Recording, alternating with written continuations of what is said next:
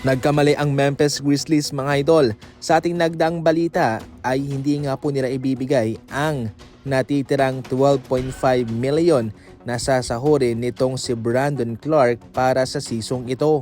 Pero nilinaw mismo ni Kevin O'Connor ng The Yahoo Sports na maibibigay ang 12.5 million sa kanyang representative at sa pamilya nito. Ayon sa report, ito ho'y ibibigay via sa kanyang life insurance policy para sa Memphis Grizzlies.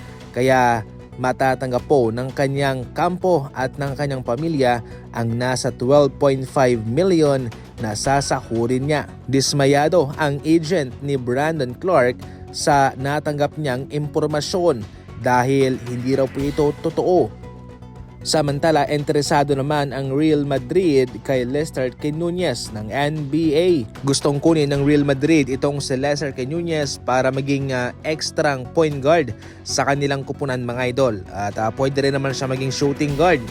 Sa G-League affiliate team ng Orlando Magic, siya ay nag-average ng nasa 23 points per game. May 5 rebounds pa at 3 assists per game plus 1 steal. Ang kinagandahan nandito mga idol ay hindi po masyadong malaki yung kontratang may bibigay ng Real Madrid sa kanya dahil syempre bata pa naman siya at hindi ganon kataasan yung kanyang value, pero yung sa stats ay pwede na. Malaking tulong na yun kung sakaling matutuloy siya doon sa Real Madrid mga idol. Maganda rin po itong opportunity para sa kanya dahil syempre maliit po ang kanyang kinikita ngayon sa G-League ng Orlando Magic. Kahit papano mataas at malaking pera ang kanyang sasahurin kung siya'y maglalaro sa Europa. Malaking pagsubok naman sa ngayon para sa Knicks ang Philadelphia 76ers. Sa ngayon ang Knicks mga idol ang mayroong pinakamagandang chemistry sa NBA. Nagawa po nilang matalo ang Spurs, nagawa rin po nilang matalo ang lahat ng team sa kanilang conference sa NBA playoff. Pero ngayon mayroong ibang kupunan na susubuking makuha sa kanila ang kampyonato. Walang iba kundi itong Sixers na mayroong LeBron at Jaylen Brown na nakuha sa NBA off-season.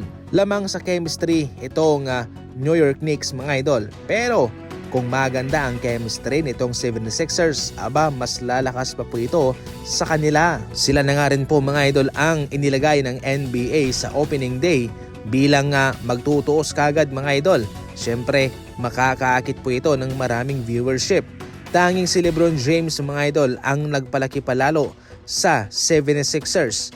Magpapalaki po sa value nito at magpapalaki sa atensyon ng NBA sa Sixers. Siyempre maliban kay LeBron at kay Jaylen Brown, ang malaking susi rito ay si Joel Embiid. Kung sakaling magiging healthy lang po siya, wala pong makakatalo pa sa 76ers sa seasong ito. Para sa inyo mga idol, ilang panalo kaya ang may papanalo ng 76ers sa seasong ito? I-comment lang.